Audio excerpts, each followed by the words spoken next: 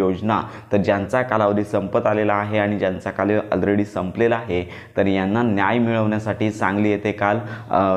तुकाराम बाबा महाराज यांच्या अध्यक्षतेखाली महामेळाव्याचं आयोजन करण्यात आलं आणि या ठिकाणी आंदोलन करण्यात आलं की मुख्यमंत्री युवा कार्यप्रशिक्षण योजनेअंतर्गत मुख्य मागणी म्हणजे ज्यांचा कालावधी संपत आलेला आहे, संपलेला आहे, यांचा कार्यकाळ वाढवून द्यावा। तर यासाठी हे एकत्रित आंदोलन झालं। याच्यामध्ये युवक युवती, अनेक जे युवक युवती आहेत त्यांनी यूट्यूबवरतून लाईव्ह प्रक्षेपण देखील पाहिलं असेल आणि काही युवक युवती त्या ठिकाणी उपस्थित देखील होते।